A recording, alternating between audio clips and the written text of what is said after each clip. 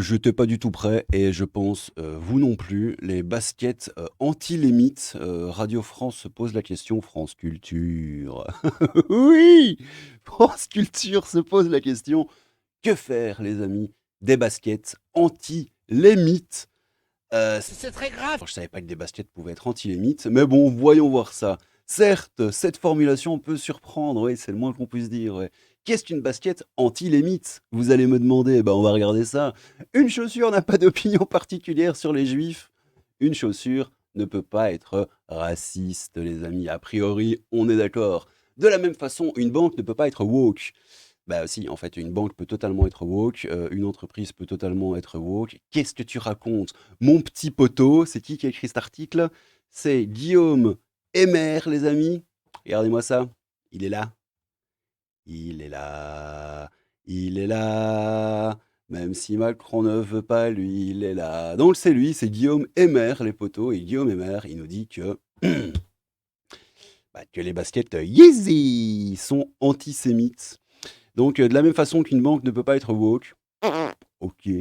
Je vous dis ça parce que lorsque la Silicon Valley, la 16e banque des États-Unis, a fait faillite le 16 mars dernier, les républicains se sont jetés sur ce cas comme le Covid sur le personnel soignant non vacciné. Bon, c'est un billet d'humour, machin, d'humeur du matin, ça se veut être un peu drôle et tout.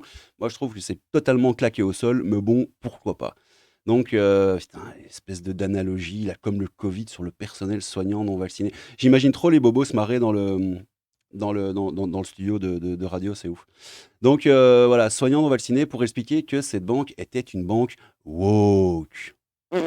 Il y a aucun rapport avec les banques, hein. Le mec qui commence son article en parlant des banques woke, ça n'a aucun rapport, mais bon, soit. Or, une banque woke, on ne voit pas très bien ce que c'est. Bah si, en fait, on voit totalement ce que c'est. Bon, soit. Une banque pratiquant les écritures bancaires inclusives, ou bien une banque refusant les pratiques discriminatoires du découvert. Enfin bref, une banque woke, ça n'existe pas. C'est quoi ces deux exemples, mais claqués au sol, quoi?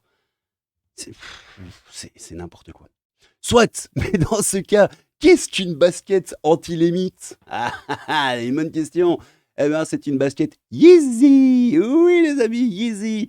Basket de la marque Adidas, certes, mais créée par le designer. Ah, c'est pas du tout un chanteur, c'est un designer, Kanye West.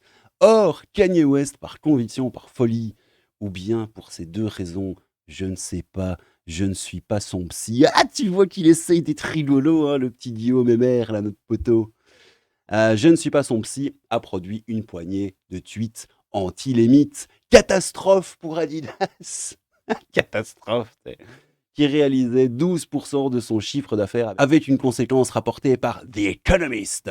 Le chiffre d'affaires d'Adidas a chuté de 724 millions, les amis de dollars, c'est beaucoup pour le dernier trimestre. Alors là, ça fait une petite blague. C'est qu'il est difficile de séparer l'homme de ses pompes, même s'il marche à côté. Je les vois trop dans leur petit studio de radio en train de faire oh, oh, oh, oh, oh, oh, oh, oh, oh, c'est bien trouvé ça, Guillaume. Oh, oh, oh, oh, oh. Quelle clette se paye! Nom d'une pipe en mousse. Adidas a donc décidé de ne plus commercialiser les Yeezy, mettant l'entreprise dans un climat de grande fébrilité. Ouais, mais bon, pas ma haine, les gars, hein, faut ce qu'il faut, quoi. Entraîner les amis dans ses tourments, oui, Adidas a débarqué son PDG et le nouveau, explique The Economist, un certain monsieur Gulden. Alors, monsieur Gulden, c'est rigolo parce que, en fait, c'est l'ancien de Puma.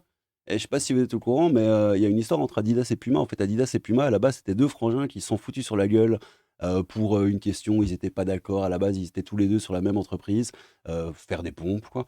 Puis ils se sont embrouillés, machin, et t'en as un qui a fait Adidas et l'autre Puma, quoi, tu vois. Donc c'est un truc de famille. Je sais pas si vous étiez au courant. Voilà, maintenant vous l'êtes, quoi, tu vois.